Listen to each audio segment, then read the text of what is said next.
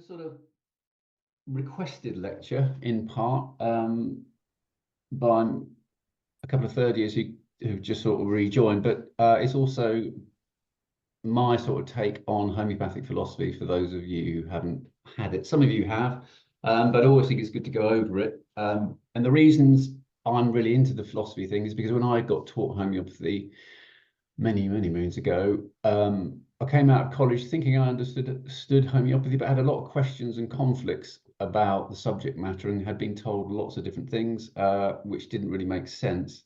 And it sort of took me 10 years, I would have said, to rework it and go back and really look at the philosophy again in a fresh light and try and understand it on my own terms. And in the reference point that I come from anyway. So it's sort of a more modern view of it as I saw it at that time. Can I just ask, will you kindly share the slides with us afterwards? I can do, yeah. Yeah, that would be great. Thank you. Okay. So obviously all started with Samuel Hahnemann and the organ of medicine, and who came up with a sort of series of statements that lays out his radical model of homeopathy, of course. And he came under much criticism, and it still does, yes, of course. We're still under a lot of pressure, I would say, one way or another. And also, not just from the scientific community, but from the general public who've sort of taken on board the sort of cult, the media aversion to homeopathy.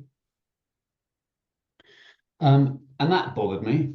So a lot of my time still, actually, in my head is spent rebutting the arguments of the Western sort of scientific community. And I think I've got a fairly robust model now that makes it easier for me to negotiate sort of those sorts of criticisms and sort of attacks. But nonetheless, it is something you're going to have to learn how to deal with as you're going along doing the homeopathy.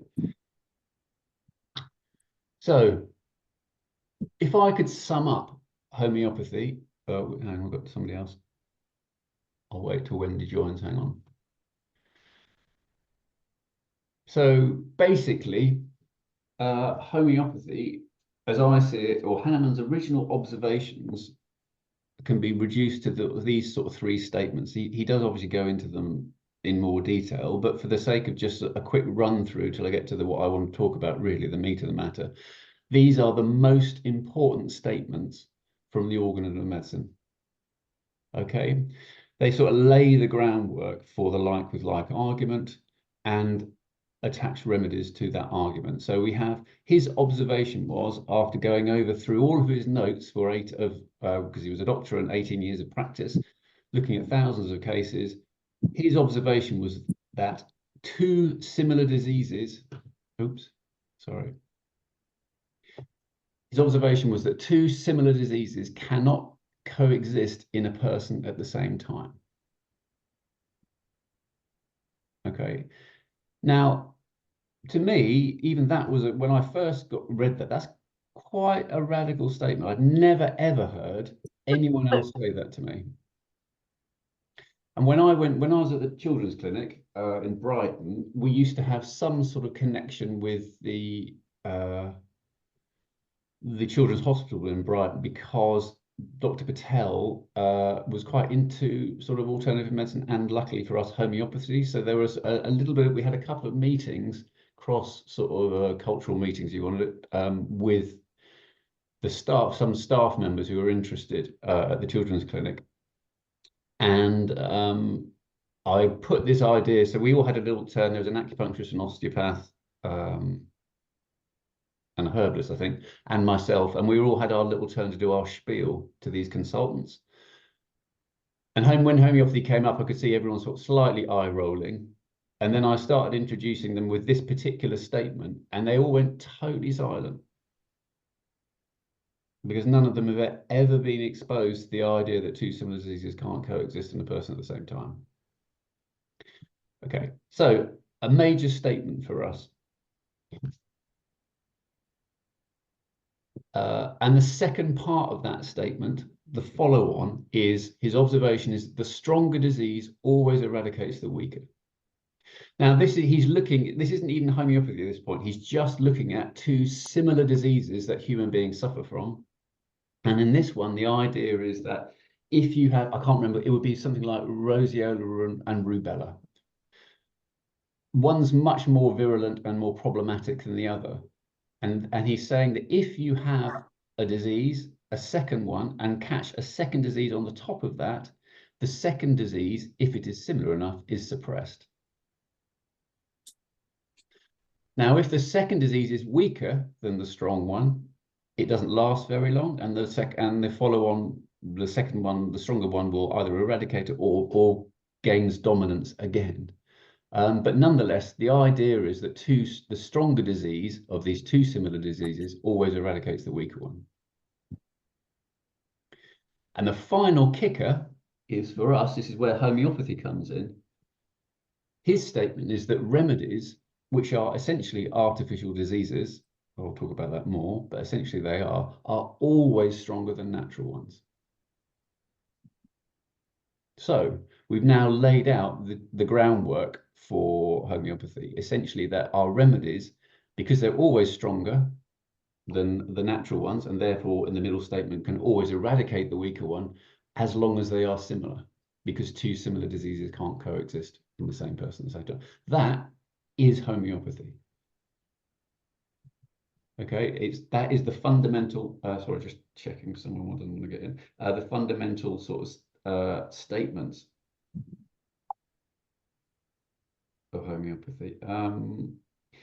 Okay, can someone do me a favor whilst I'm talking? Yeah.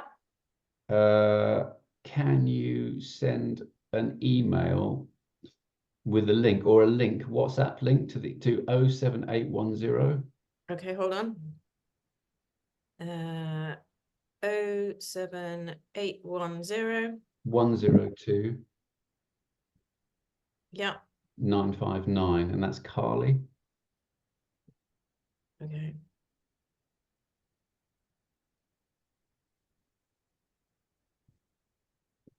Just sent. Perfect. Okay. WhatsApp. Okay, lovely. Hopefully she'll join. Okay. Do you all, I'll go back to that. Does everyone remember being taught that? Yeah. Okay. So when I think about homeopathic theory and philosophy and understanding it, I know I say this probably many times, but I will say the biggest single issue to understanding homeopathic philosophy and theory and being able to use it and make use of it in practice is our adherence to the current physical scientific model of the universe. And I can't tell you how embedded we are in that philosophy. Is pretty much everything that we do, especially in the West, because I would say there is an unholy alliance of science and capitalism. And because we're all capitalists and we live in a capitalist world, we can't escape the idea, something along the line, that more is better, and that quicker is better, and comfort is better. Okay, something along those lines. And the idea that measuring things, that we can weigh things, we can measure them, use instruments in order to sort of verify the truthfulness of the observation. All of these things are problematic for us as homeopaths.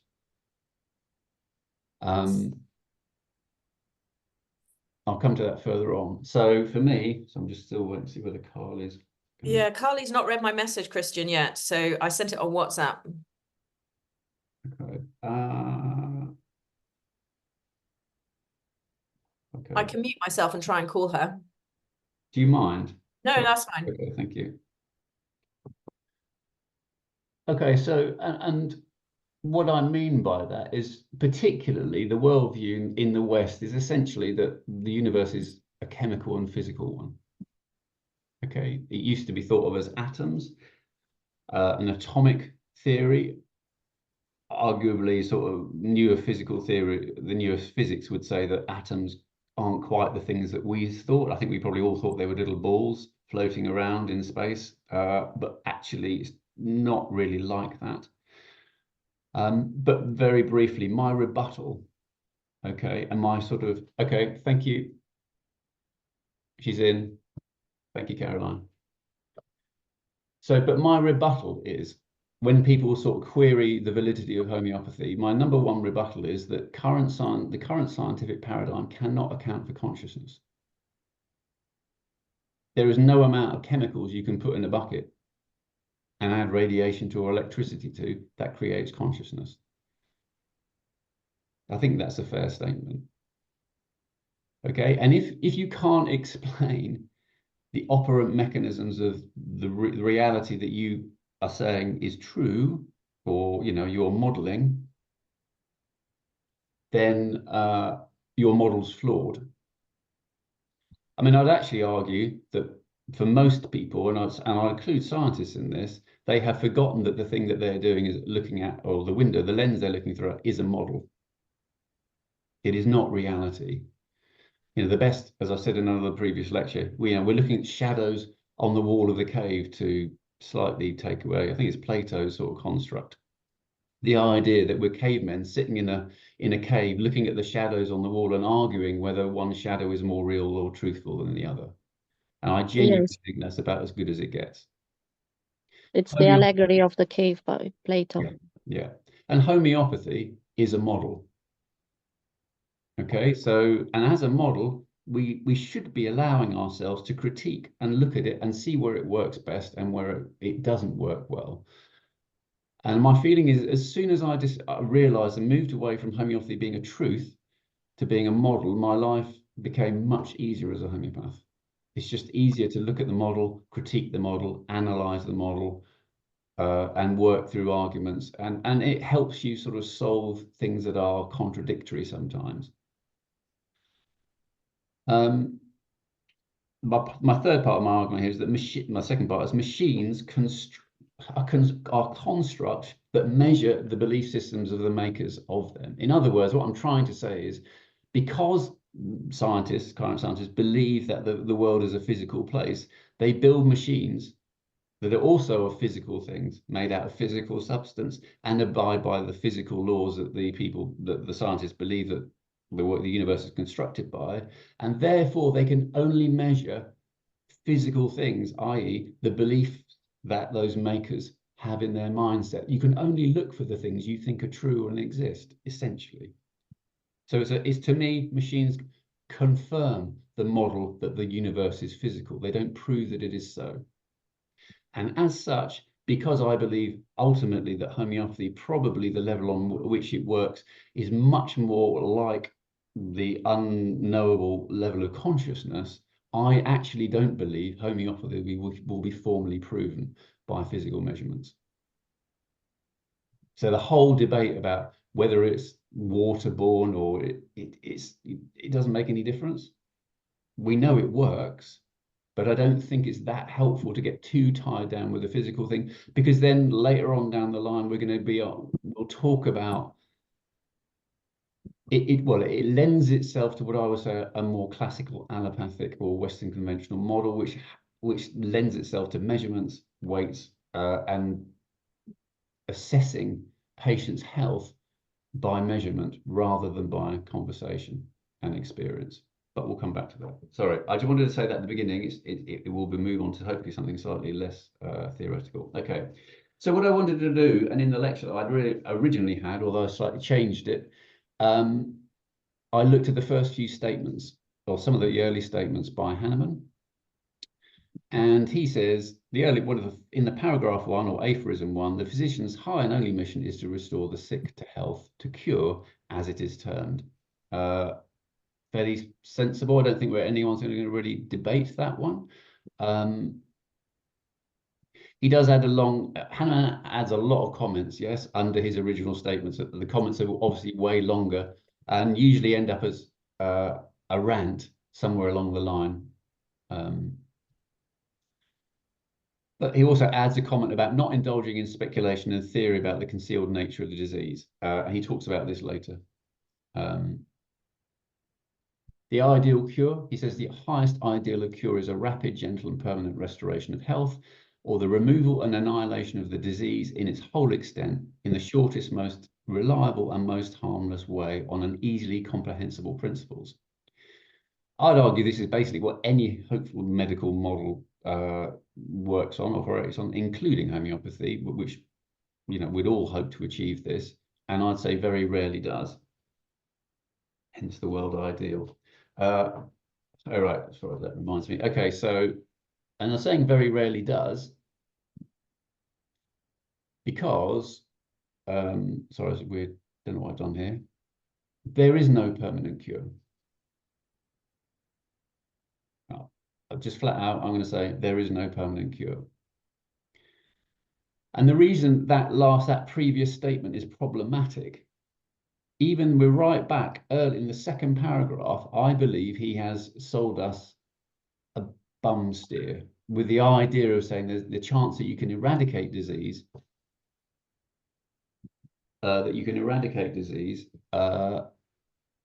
and or remove it on that, and that's a permanent state of health, because it's just not possible. So I've been distracted by someone trying else to get interested in agave. So I want to lay out, okay, so the fundamental way of understanding homeopathy, and for those of you who've already had me, you know this probably quite well from me, is that health is not a state of permanence. It's just health really can be measured by one's ability to adapt or change to changing environmental circumstances.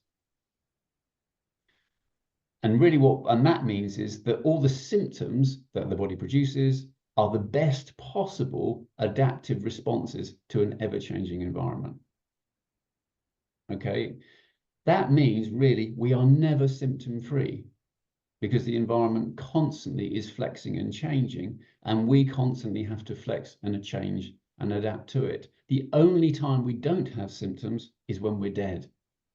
That's it. So I want to get the idea away of, because sometimes you hear that the idea of I'm in really good health because I haven't been ill, and it's like, that's not really necessarily true. We know, for example, that actually that having illnesses, you know, this is an observation outside of homeopathy, engenders long-term better health. So, you know, well, so symptoms are an adaptive response, and they are beneficial ultimately. Okay, symptoms are utterly necessary for us to deal with symptoms, and our whole drive in homeopathy is to exaggerate the symptoms that we produce. So I'll come back to that because I just want to go flick through these because these are the early statements. The third aphorism roughly is about knowledge of disease, medicine, clearly defined principles, and correct remedy choice, and a knowledge of obstacles to recovery. In other words, he's basically saying, in order to be a good homeopath, you're going to really have to study all of those things. And as a teacher, I say, definitely is true. You definitely need to study. There's an awful lot of book work and reading and thinking. Personally, for me, more thinking time needed as we go on through the job. A true practitioner preserves health if he knows the things that disturb it, that cause and sustain illness, if he knows how to remove them from healthy people. The reason this statement is here is because he's talking about maintaining causes. And obviously, maintaining causes are really important. And I kind of sometimes think they get dropped off the list when we are taking cases. And we need to sort of define, I suppose you would have to define for yourself what a maintaining cause is. But a basic example would be there is absolutely no point in trying to treat sneezing in a person whilst they're in a dusty room. And the reason being that sneezing is an appropriate response for a person in a dusty room. So why? And actually, what you might help them because you may be able to exaggerate their sneeze so that they more effectively sneeze out the dust particles. But because they're still in the dusty room, they will carry on sneezing. And it's taken me a little bit of time to realize sometimes the remedies, the symptom pictures are coming back, not because we're not getting good remedies, but because the person is still in the environmental fact state, or the place, and that could be, and by environment I could mean a psychological one and or physical one. That means it is not actually possible for them to not sneeze in that case, or have a response, because the environmental state that they're being exposed to hasn't changed. And it's worth sometimes thinking about those cases. As an underconfident prescriber, sometimes I'm all too easily sort of able to think that it's just my remedies or my ability has failed, and I haven't come up with the right remedy when symptom pictures start returning. But if you've given a good remedy and the symptoms disappear for a reasonably long time, and then they come back, but you keep doing it over and over again, probably there's a maintaining cause in play, which is worth noting. We also have to distinguish between acute and chronic cases. That should be relatively straightforward. They have different pacings. So not much to say. But in that statement, when he's talking about acute and chronic decisions that you need to make, he brings in the idea that all aspects of a person's life may be relevant in determining the proper treatment. Now, that statement is huge. Really, up to that point, and sort of particularly at this point in history, in medical history, they were all about looking for physical causes of diseases, which ultimately leads to germ theory. Whereas he's saying what he's really doing here is saying there is something about the way that a person runs their life that has an influence on the way in which people get sick. And I mean, we know this is true, and it's now being borne out finally, even in in conventional medical models, where they know that a person's emotional state may have a link, let's say, with the likelihood of having heart disease or the severity of heart disease and hypertension. A small little window for them, but I mean, for homeopaths, we've been talking about those things for years, obviously, but nonetheless, it is borne out in the conventional model too, that our psychology has an impact on our physical state. Okay, so paragraph 6 is really important, okay, because he introduces two massive concepts.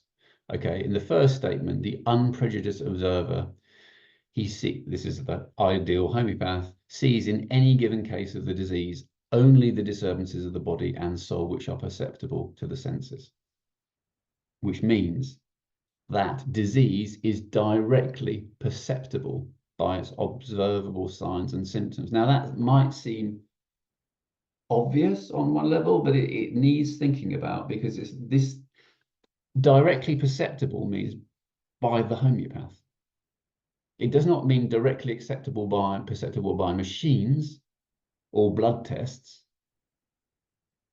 Okay, this is the statement. It's like you can see the disturbance in a patient without resorting to those things. To be fair, Hahnemann didn't have those things available to him at the time anyway, but nonetheless, he lays it out as a really key statement that using one's own sensory experiences, you can gauge the sensory experiences of your patient. The second statement, that the totality of all these observable symptoms represent the entire extent of the sickness. They constitute its true and only conceivable form. And he's giving the idea of a totality of symptom pictures. And what he's saying is that everything you see is the disease. That's it. There is nothing hidden. This is what I hear from under the statement. There is no hidden aspect of the disease when we are sitting in front of our patients. All it requires is us to be really good observers and really good listeners, which again, I think is a fairly radical idea, especially compared with the conventional model where we're getting, weighed, measured, put into various sort of machines to sort of check our internal organs, all of that sort of stuff. So he goes further, he says, as far as the physician is concerned, it's not that which reveals itself to the senses, the very disease itself. He can never see the immaterial element, the vital force causing the disease. He need never to see it. Only to cure it, he only needs to see and understand its effects. So here's the next big kicker, okay? He is saying that there is an aspect of self, the vital force, which is essentially, in his words, immaterial.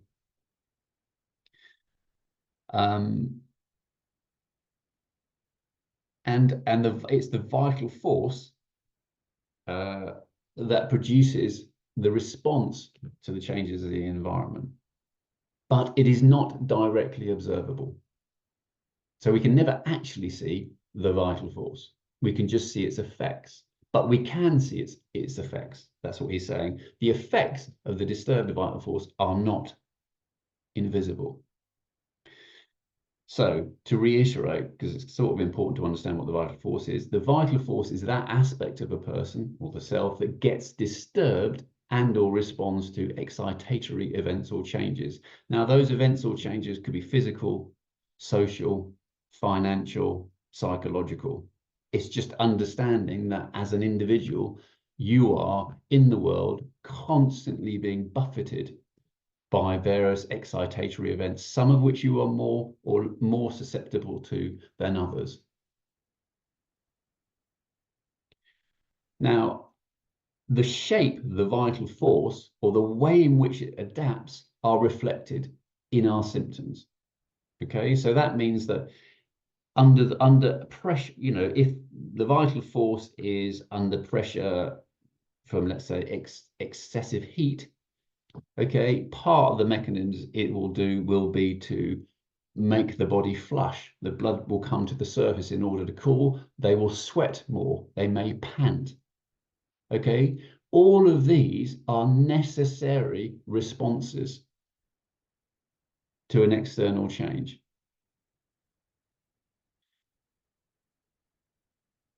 And therefore, ultimately, symptoms are the best possible adaptation to the changed circumstances the person is now operating under, but are also limited by the resources available to the person. And by what I mean is, it's like, yes, every single symptom the person has, whether you understand it or not, is the body's best attempts to resolve the problem. Even cancer is the body's best attempt to resolve the issue. Now, that's quite a difficult statement, perhaps, for some of us to hear. The problem isn't cancer per se. The problem, in terms of homeopathy, is that's the best option available for that person at that moment in time. Still, I would argue it is the better option, and it's certainly better ultimately than the usual chemical ablation by those sorts of things, within reason on that one. But nonetheless, but the reason why I'm saying this and stressing it so much is because homeopathy, all that homeopathy can do is exaggerate the vital forces, energetic responses.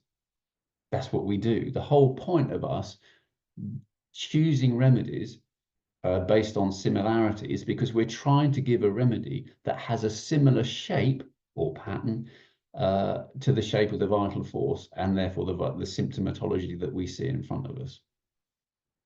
And the reason I'm stressing this particularly is because to me, it's very easy sometimes to start, especially when we are confronted with more gross pathology and people who've been under a Western conventional model for quite a long time. It's easy for us to forget that the symptoms that the person expresses are our friends, essentially.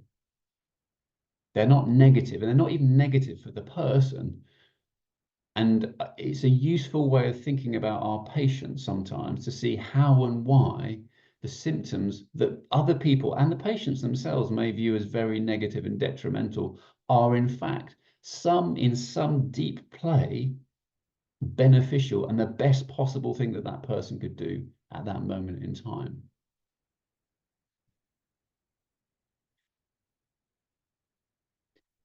Okay, so moving on to paragraph 8, he says, after the elimination of all the symptoms and perceptible signs of disease, one cannot imagine or demonstrate anything but health remains, that anything but health could remain, nor can one doubt that all the pathological changes inside the organisms have been neutralized. Basically, he's saying, to make that more simple, if there are no perceivable signs or symptoms after treatment, then there can be none on the inside. And this is where I would sort of convert his statement, because the interior and the exterior are just one thing. Sorry, I'm worrying that somebody else trying to get in.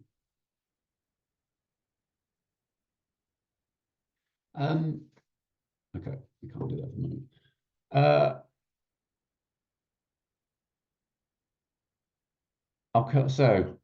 So I'm going to move further on that. So the totality of symptoms, the outer image expressing the inner essence of the disease, must be the main and even the only means by which the disease allows us to find the necessary remedy. So you're saying the same thing. So he's basically saying the symptoms on the outside, those that are perceivable, are expressions of the internal diseased state or disturbed vital force. Now, in practice, I take that further. So in my model, and especially when I'm sort of taking cases, but also when I'm looking at remedies, what I really want to push as an idea is that nothing is hidden. This is what I really take away. And it's taken me quite a long time to understand these statements in a way that I can make use of them. Nothing is hidden in the patient.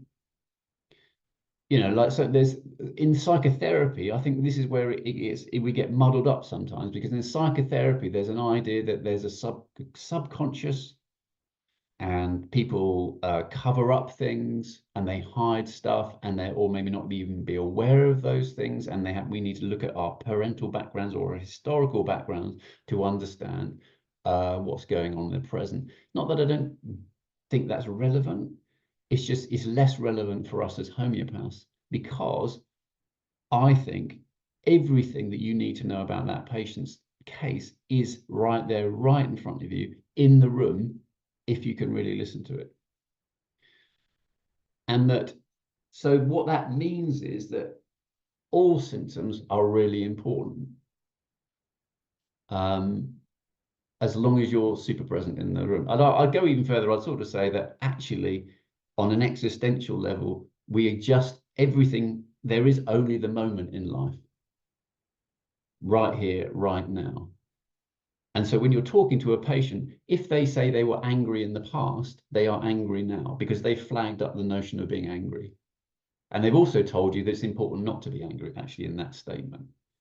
So they're telling you something about their relationship to anger. And it's just, that's all you need to know. You don't need to know who they were angry with particularly. The quality of their anger towards that person or thing that happened is really useful, even if it happened in the past, because they're sort of talking about it currently. But it's much more about trying to observe and the interactions with yourself and the patient in the moment in order to take good cases. He goes on in paragraph 7 to go, a single symptom is no more the disease than the whole disease in a single foot of a person. Basically, Hahnemann introduces the concept of holism before the world was invented in 1926. Okay, and holism is the theory that the parts of the whole are in intimate interconnections such that they cannot exist independently of the whole, or cannot be understood without reference to the whole, which is thus regarded as the greater than the sum of its parts. And I would say this is an absolutely central premise again in homeopathy. You need to understand what that means, and you need to sit and think about it, because it is one of the biggest single rebuttals against the sort of this current scientific medical, particularly paradigm of looking ever more down onto a molecular level to explain disease. Whereas there's adequate proof the other way to say that there are models that are so complicated or so rich, they cannot be explained by the components. You know, like we can say that the body is made of 70% water and list all the chemicals in that person, but that just does not give us a living being. it's a bit like the same statement as me originally saying that consciousness can't be explained through the physical paradigm, scientific paradigm we exist in. It doesn't matter how many chemicals you put in a bucket and add other chemicals to and put electricity in or whatever it was that you want to do, you won't get consciousness. It's the same idea that actually it's the unification of, there is an interconnectedness between all things in the body, and for a homeopath, that interconnectedness, the word vital force, is an expression of that interconnectedness. So, but the implications of holism and disease are all parts of the body are really just parts of a whole. The whole of a body is affected at all times. That means even though you say they have a sore throat, every single part of the person is affected. Thus, anywhere in the body, any symptoms we take may be relevant, okay? Even though they come in for a sore throat. That little twitch they've got in their eye, or the oddly sort of pin-like sensation they have in their foot, even though they got a sore throat, that may actually be the key that helps you understand what's going on in the patient at that moment in time. There is a perceivable pattern that is expressed through the whole body at all times. So it is easier, I would say much easier, to look at your cases and your little patients and try and see a pattern in them, rather than just trying to straightforwardly repertorize individual symptoms out. If you are repertorizing individual symptoms without really any understanding of their connectedness, you are essentially being pushed back to that separating, more conventional outlook of there are different parts of the body independently working, and separate symptoms without any real understanding of a pattern that connects them will, I would say, ultimately lead to less successful outcomes. The more successful outcomes in my practice have been when I have been able to make some level of connectivity between various apparently disparate symptoms the patient's talking about. Christian, I have a question here.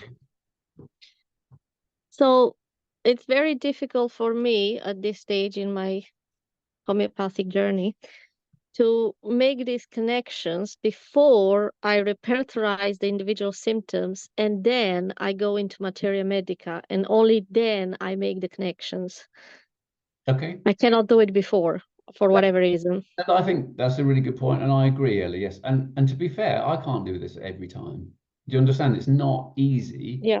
Part of the reason it's easier for me than probably for you is that because I have obviously done all my work up on my remedies as best I can, and I am seeing them as, or I certainly try to see them as patterns. When I'm teaching remedies, I'm certainly teaching them as patterns rather than symptoms, just disparate symptoms, disconnected symptoms. So it doesn't really matter as long as you are understanding that ultimately there is a pattern that connects those things. Yes. And then by reading the materia medica, of course, you might go, oh, yes. Yeah. But And the that's how danger you is, choose the remedy, isn't it, from the list? Because, oh yes, this kind of covers yeah, all these things that he's expressing in all these different area, whether it is mind or physicals or. yeah. But I'm always super wary, okay, of my own. I'm safe for me. I'm assuming it's the same for everybody else. But there is a part of me that sort of very easily retrofits information. I might have taken the case of a patient, have no real understanding where they come from, do my repertorization, and then read about carcinosin or berberis or whatever it is, and then go, oh yeah, they're really berberis or they're really carcinosin. And I slightly mistrust that part of me. I'd much rather have come up with a robust understanding of the patient first. This is how when you're doing my supervision, this is what I'm going to be asking. I want you to lay your cards down on the line before you hit your repertorization as best as you possibly can. So you will be saying, let's say, okay, you come up with the patient, they've got all the various symptoms, and you go, actually, I think they have a really, really high degree of control. And I can see that in their, whatever, you know, the way that their hands tremble when they're trying to play the piano under duress, because they really, and they're saying, and they've told me it's really important to make sure that as a pianist, if they're a pianist, that my fingers are always perfectly relaxed. Yes, let's say they're saying that. So what I'm then hearing is, okay, whatever remedy this person has and whatever the other symptoms are, this deep concept, which shows in the trembling of the hands and the agitation, is that there is a conflict between, let's say, agitation and relaxing. That's what I need to find from in my differential remedies. Do you understand? It's like once I know what I've got in that before I hit my repertorization, what that means is I'm not repertorizing on the symptoms now, I'm repertorizing on the idea or the pattern that I believe those symptoms have thrown up. Yes, I understand. But it is hard, Ella. I mean, there is no doubt about it. But I sometimes think there's so much emphasis is placed on symptoms, and I am genuinely trying to give you a way that's faster and easier. But it does require a level of sort of forgetting some of the stuff that we've been taught. I'll come on to hierarchy in a minute. But yes, it's sort of more direct, but it's taken me quite a long time to sort of get to that point. I would always What is doing your own remedies and trying to understand remedies in a connected way and seeing remedies as a pattern is a massive part of that process. yes, but the down part of that is, what if somebody says, well, at no point the patient said that. I hear you. Okay. So what we are trying to get when we're taking a case is we're not trying to. So there are two. Okay, let's say a patient says, I've got two, a couple of voices within it. I've got a devil on my one shoulder and an angel on my other. What's the remedy that most people are going to think of? Anacardium? Okay. Do you think that every person who says that I have an angel on No, my shoulder and a devil on the other needs the remedy anacardium? no, Okay. no. And also that wouldn't be the only thing they said, would it? Agreed. But what I'm saying is, so just because a patient said it, yes, doesn't necessarily mean that's the thing. It's in the beginning, and I did exactly the same. I'll say in the beginning, we want facts and we want certainty, and we're less sure of our analytical ability. I'm not going there. I'm thinking, how do I justify it? By trusting your own abilities a little bit more. Well, So I fully trust my own abilities. I don't trust other people's ability to judge me by my own ability. help me with that. Sorry, what do you mean? So I mean, because obviously we're under our supervisors' insurance, and also some of us have our own insurance and Right. so on. So if we were to be scrutinized, how would we say this? Like, how would we say, oh, I chose this remedy because there was this, need for control in my patient that I noticed by the way they held their fingers on the piano. I mean, well, Surely, because as long as that'd be you've fine for noted it. me, Ella. Yeah. In my practice, in supervision, that's absolutely great. What I really want in supervision is I want you to choose the things that you really feel work for you. But if they don't work, then in supervision, I'll be saying, well, that didn't work last time, so why do you think it's going to work this time? Yes, it's like Yeah. the journey of supervision that you've got to figure out the mechanisms which work best for you, and the supervisors will be there trying to help you self-reflect and see whether those things worked or not. But really, it's much more about saying you're in the room with the patient. Yes, you can Yes. sense whether they were uptight or tense. But the Yeah. reality is, if it's just get the patient to tell you, man, if you manage to say, look, I try to be open with my patients. I mean, it's not always entirely possible, but if they've talked to me and I think there's a high degree of control or they're worried about how well they control versus what happens if they lose control and they start trembling, whatever it is, it doesn't really matter. I will reflect that back to them in practice and say, is this true? Does that work for you? Do you know what I mean? Then sometimes they go, no, that's not what I meant. Okay. So the patient is the only person, ultimately, yes, who can confirm or not the validity of your theories. Well, Yes. the remedy is the ultimate test.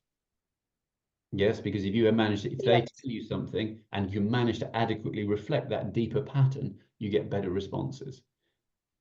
Yes. And I think I'm not yet at the stage where I can define that well enough to put it back to them in the room. Yeah. It's Yeah. hard. I mean, it just, I mean, that's, you know, 10, glad dwells 10,000 hours sitting in front of people, of course. But it is part of this, I suppose, is the more open, I would be pushing for a more open dialogue between practitioner and patient. It takes some of the level of responsibility. Doctors, conventional doctors, hold all the knowledge to themselves. Yes, you don't know Yeah. what you're talking about. Trust me, I've got all the. I've been to college, medical school. I know all the stuff. So just do what I tell you. Don't ask me questions, which I would say is a fairly sort of standard conventional model. Yes. My feeling is I want that all to change. As a homeopath, it's like I don't have to be that person. I can ask. This is where I'll say this is where I'm at with my view of you. Do you think that's reflective, or is that am I anywhere in the right ballpark? Because really, what you're trying to do is understand the person's experience of their own state, both physically and psychologically. Now, they won't have an entire overview of self. No, exactly. I That they mean, most of the I'm times sure they you don't. don't. I don't. I couldn't. I'd much rather. I suspect all of my students have a much better. Could get in a group. Please don't, by the way. Get in a group and discuss my nature and come up with a fairly reasonably accurate working model of an overview of me that perhaps even I haven't got or wouldn't really want to have. So yes, you can't really say that the patients don't entirely know themselves, but they do know, but you can shine the light on them whilst through dialogue, yes, Yes. with your reflections, which is why sometimes it gets again confused with psychotherapy, but it's not for me. I'm not interested in what you did or said to your mother 15 years ago. Yeah, the other thing is, what if they respond with, I don't know, or, they don't. They don't know, then I trust that they don't know. Okay. It's just that. It's like a sort of belief. I suppose it got to a place where like I just believe whatever the patient tells me, and that nothing is hidden because when they hide stuff, yes, it's Yeah. obvious they're hiding stuff. So they've just revealed that they hide. Yes. Hiding is the thing. Do you understand that you can't Yeah. as a patient Yeah. because the mere fact you were trying is your case. So like a lack of symptoms, a lack of pain is a symptom of its own right. Yes. And patients don't often come in and say, my knee doesn't hurt. And if they did, you'd be like, why are you telling me about your knee? Do you know what I mean? Everything's a Yeah, root. no. Yeah. Sorry, I'll come back because I do want questions actually at the end of this. Is really what more of this is about. I'm just sort of laying out the groundwork. No, thank you for answering. No, Yes, that's thank fine. you. No, and I do, but I'll come back. Uh, so I've said about the pattern. Sorry, I wanted to go that last sentence. Different parts of the body may more easily be affected by a pattern than others. I'm sure you remember this, hopefully, from my lecture on when we talk about provings. But basically, if you have a pattern, part of the experience of the person is constriction. Okay, so there's a constriction in them that expresses itself both physically and psychologically. That sense of constriction can much more easily express itself in compressible parts of the body, like tubes, for example. Okay, so if constriction is the thing that's dominant theme in the patient, you're much more likely to get symptoms in throat, the gut, rectum, perhaps the blood vessels. Okay, or maybe you might get squeezing in the head or something like that, the idea, or in the chest. But it's very difficult. It's much harder to see how constriction is going to appear in hair or your nails. Do you understand it? So although the pattern actually does express throughout the person simultaneously on every aspect of the person, certain parts of the person are less able to clearly express the pattern. Okay, that's why. But nonetheless, theoretically, every single aspect of self is affected equally by the pattern at all times. I'll come further. Right, sort of this one, the idea of hierarchy. I don't know, presumably most people have sort of were taught, well, I certainly was, that there's a sort of like hierarchy of symptoms, usually going loosely based on the sort of Kentian hierarchy. Vitaucus has one that's pretty similar, really, where there is the least important symptoms are the sort of physical particulars. That would be like having a, you know, an itch on my knuckle. And the most important symptoms would be the generals, usually physical generals, mental generals, particularly for Kent. And Kent introduces the idea of sort of like a level of higher thinking and almost sort of spirituality and connection to God. So he places God or spiritualness, higher thinking, because he talks a lot about being super rational, as any disturbances of that part of self are the most important when you take a case, and the least important symptoms are the physical particulars. Is that fair for people? You've heard that as an idea? Yes, I have. Yeah, okay. This one absolutely killed me for a long time. And I finally, because I don't know as you as when you're taking your cases, but in the early days taking my cases, I found it very difficult to understand what the relative value of symptoms were. It's like, okay, someone's got fungal toenail, and they've also got eczema on their ear, but they have asthma. And I don't really know what's most important, because they might have 50 symptoms, for example, and I didn't really understand what I was supposed to take in terms of my repertorization. And I certainly didn't get taught about patterns or themes, particularly when I was being taught homeopathy. And I just don't think it's true. Sorry. Now, I actually think that the hierarchical view was espoused by a man, Kent, brilliant prescriber, by the way, but nonetheless, a man living in his time and generation, a white, wealthy, middle class or educated male, who undoubtedly believed in the goodliness of Christianity, probably, religion and good government. And then he comes up with a system and imposes that idea, that cultural referencing from his point of view onto health itself. And then we have an idea of hierarchy, that there is a central benevolent government, because obviously he thought he was benevolent, okay, which then, because he's an ordered and logical thinker, it's logic that solves all the problems. And therefore, if there's a problem with logic, that's where the bigger problems are.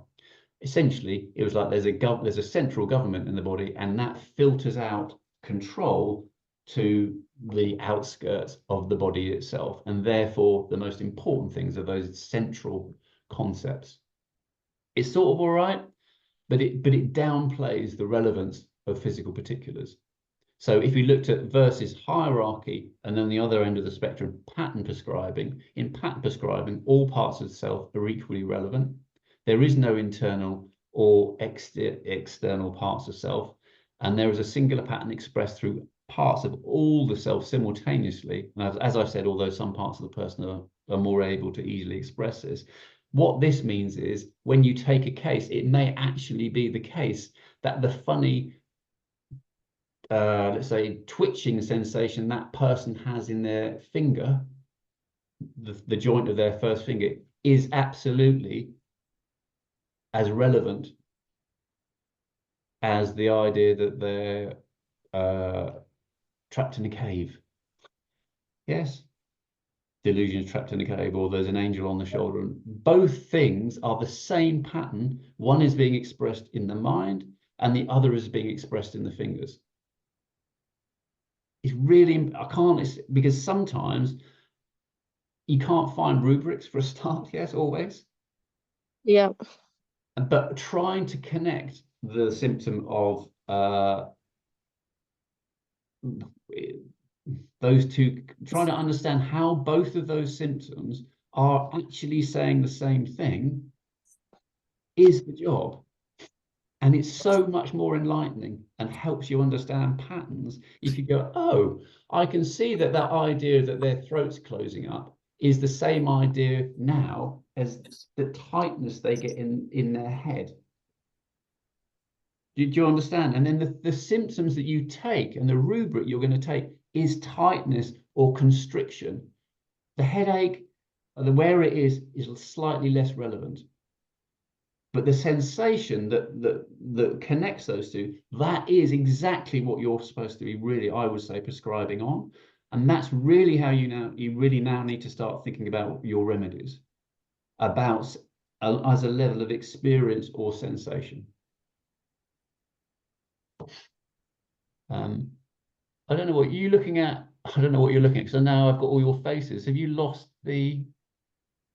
No, we're still looking at your PowerPoint with a hierarchy and Okay, pattern. really confusing. Okay. All right, let's go there.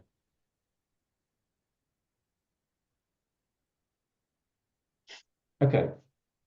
So Yeah, the slide has changed now. okay, thank you. All right, so I did this one because I kind of think I was being slightly rude and cheeky, but it's like how to tell if you're prescribing homeopathically or not. Okay, basically it's really it's about, so there's conventional prescribing and there's classical homeopathy prescribing. I'm saying classical because classical homeopathy is particularly about singular prescriptions and waiting a long time. And conventional prescribing, and this is what this includes most medical models. I'd include herbalism and this sort of any sort of physicalized quotients. But I would say there are lots of homeopaths out there who are prescribed homeopathy, use homeopathic remedies in a conventional manner. So homeopathy is not about, you're not a homeopath because you give homeopathic remedies. You're a homeopath because you give drugs in a homeopathic manner. Okay. So we know that we are and the reason I'm using these as a spectrum, okay, there's a spectrum, and we all at various times when we take a case, probably we're all somewhere along this line of the spectrum, probably at either extreme version of it, because not all cases allow us to do that. We don't have enough information, we don't have enough time. Sometimes we just can't figure out what's going on enough, and then we resort perhaps to more simple prescribing, which usually pushes us back to more a conventional model. The more often you repeat your prescriptions and the lower potencies you use, more often you are prescribing in a conventional manner and you are starting to use your homeopathic remedies as would a medic. There is not much difference between the two. And increased amounts is like, okay, in the Western framework, that means you may have to take a high blood pressure tablet every day. But in homeopathy, what happens then if, from the patient's point of view, if you go in and you give them 6x to take every day, there's no difference to them between that and going and taking a remedy for high blood pressure every day. So my feeling is, so the reason you have to give it every day is because it's not holding. Because the ideal model, and it is ideal, as we've said earlier on, the ideal model is to give singular potencies and wait. So the further we are away from giving single prescriptions and waiting to more frequent prescriptions of usually lower potencies, but just more frequent prescriptions, we are bunching ourselves down to a more conventional model.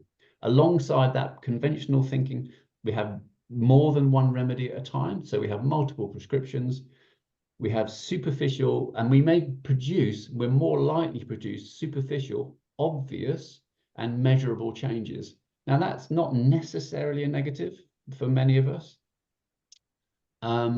So patient X comes in with headache, I give a remedy, headache goes, job done. I'd be happy with that personally as a homeopath. But it's like we could do that without really understanding the role that headache played for that person. and the deeper underlying relationship to that to probably, I would say, argue other aspects of health that we had sort of ignored in order just to come up with a prescription just for the headache.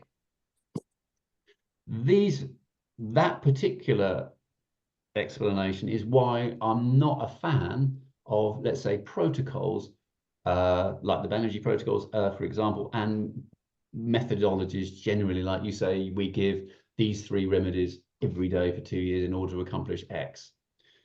Okay, it's not, and I'm not even saying it doesn't work, that it doesn't stop or alter or change our patient's health. I'm just saying all I'm saying is that's not homeopathy. You're using homeopathic remedies to achieve a more conventional end. And what about organ support? Is it the same? For me, yes, it's a sort of a similar idea that you are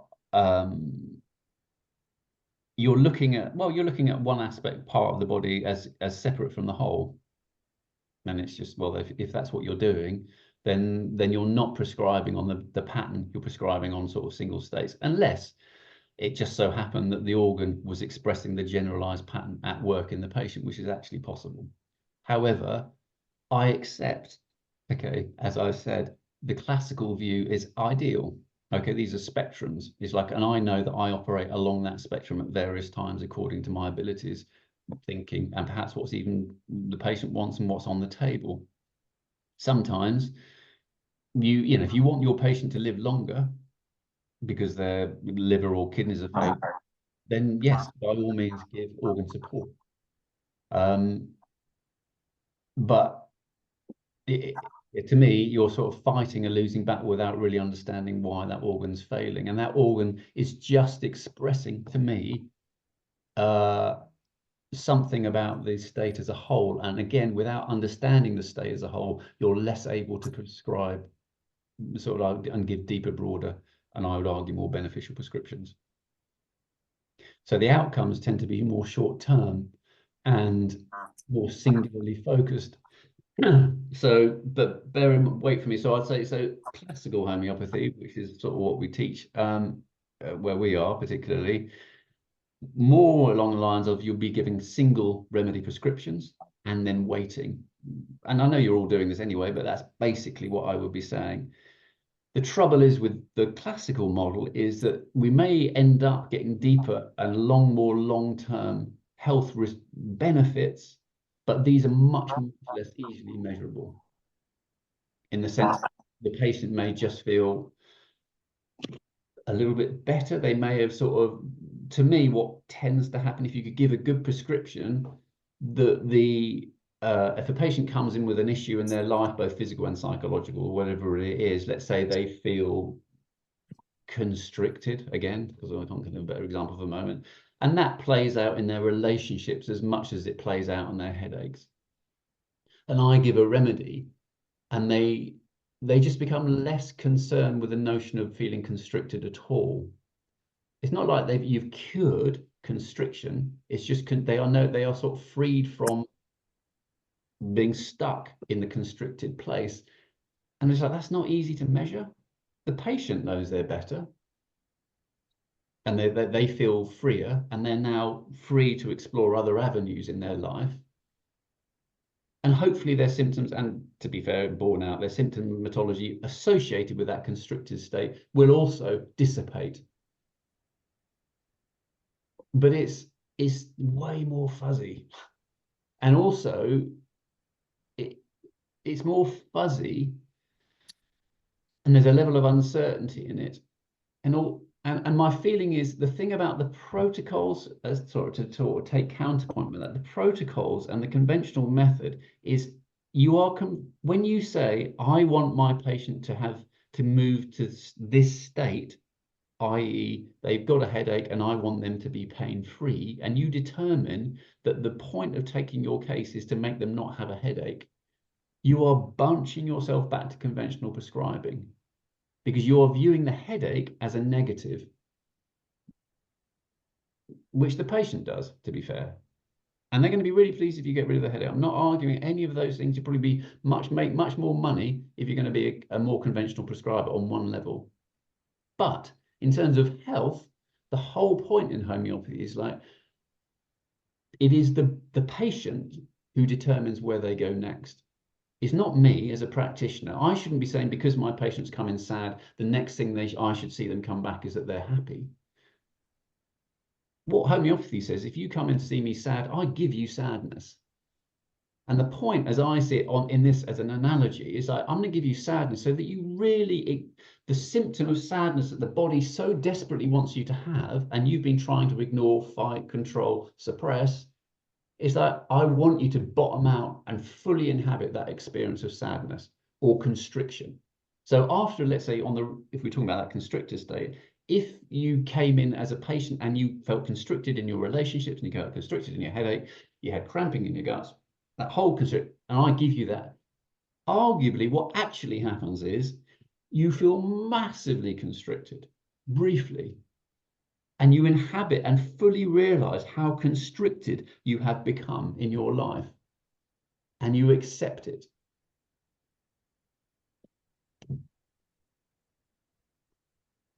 You experience it. And that's really what I mean by acceptance, is experience, is allowing the experience of constriction to fully realize itself, because the body then goes, finally, you've done constriction. I really needed you to do constriction.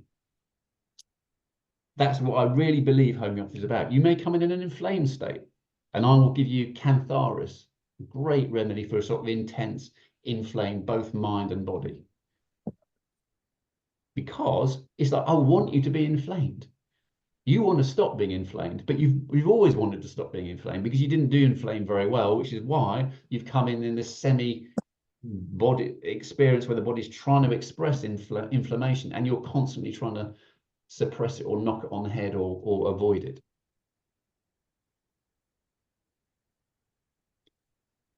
So to me, homeopathy really is about an outlook. And it is based on the understanding is the fundamental core thing that I want to get across today is that all symptoms your patient expresses are benevolent, essentially. They are the body's best possible attempt to resolve a problem that person has, given the set of circumstances that person is in and the resources, both physically and psychologically, that person has to play with. So the limit of this, said it before too, so excuse me for those of you I've bored with this before, but arnica is a remedy for bruising.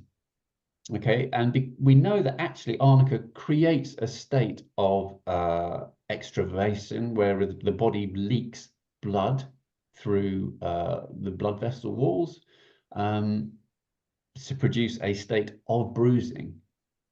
And hence, as homeopaths, we give it for a similar state where blood vessels are leaking blood out to cause bruising and the sensation of soreness, all of those things. So if you get hit, someone hits you on the arm with a stick, you will get a bruise, okay? And it will be painful and sore. And therefore, as a homeopath, we'll go, oh, that person's feeling painful and sore. And generally, they may also not want to be touched. Don't come too close. I'm in a lot of pain. We give arnica. Now, and we can see that the point is, though, that in short term, the bruising and the swelling are entirely appropriate, and they are the best possible response to being hit with a stick. The body's been around for millions and millions of years. It has decided that when you get hit by a stick, the best way is to bleed under the skin and produce localized swelling. And don't touch it, because it doesn't want you to touch it whilst it's trying to sort the problem out itself. So saying, I can't take any more bruising because I've always been bruised. And to just let that settle down. And once that's settled down, I'm all right. And hence it produces psychologically the idea of, I'm all right, thank you, keep away. Delusion says he's well when he's very sick. All well and good, we understand that. If you get hit by a bus, okay, you may bleed out. Now, and you could argue, well, how is that helpful? Yes, bleeding obviously is not the correct symptom when you get hit by a bus. I would argue it is the correct symptom still. It is the best possible thing that the body can come up with and do except that you have now absorbed so much energy from the bus. There is no amount of bleeding the body can do in order to resolve the problem. One way around it, perhaps, if you had to be a medic, is to keep supplying the person with blood so that they can keep bruising over and over again until they've done enough bruising to absorb the energy of the bus. But nonetheless, there's a huge amount of difference between being hit by a stick and being hit by a bus. And therefore, what that means is some events are non-survivable, which is obvious. And no amount of bleeding was going to help that person, whatever. Makes me a fan of surgery. Totally understand surgery. I'm all right with that. But surgery isn't medicine to me. It's surgery. Sewing people up, sticking plasters on them. I'm all right with that. But nonetheless, there's within this model that I'm espousing that there are obviously limits. And life extension and the long life belongs to a conventional model. Again, it's about a fact and a measurement. I should live until I am 85. Because that's, and whatever it is for, I think that'd be good for a man, isn't it? Now I think what a man's life expectancy long is something like 81 or 79 or something. We've got long to go. But it's like, that's not true. You know, we all live, we don't know what's coming next. And homeopathy doesn't give us necessarily long life. Homeopathy, I would argue, gives us a more qualitative life. And you're sort of choosing over quality over materialism in one sense. So to me, that's a sort of another important understanding. It's like, I can't guarantee my patients that I will make them have longer lives because of homeopathy. And it's a weird one because it's like the West is obsessed with it to the point where they will measure, they have algorithms that sort of talk about drug uses versus life hours. So they'll say this drug that we've given now has proved that it gives a person on average 8.5 hours a year longer than they would have had. And it's like, maybe that's right. For me, I don't think it is. So I'm wholeheartedly on the side of sort of homeopathy, but it does not necessarily mean that you will live longer. To me, it means you are living in accordance with yourself and the sort of more natural rules. I suppose this is where my model becomes part of a sort of a natural model that I sort of also more secretly hold on to. But it's more like natural order of things. It's like the body does the best thing it possibly can do under all circumstances. And I actually trust the body more than I trust human beings and science, bottom line. If the body says, it's making you depressed, it's like, that patient needs to be really depressed. If the body says they feel constricted, huge amounts of constricted pain, I just need to give them more huge amounts of constricting pain because the body says so. And it's freeing is the other part, but it's liberating because I don't take responsibility. I trust the body, and therefore all I'm doing, my responsibility is to try and honor the body in the way its symptom pictures are expressing. But the best way, as I've said throughout this, is that it's about pattern prescribing makes that job much, much more easily. Okay, so I will stop the share.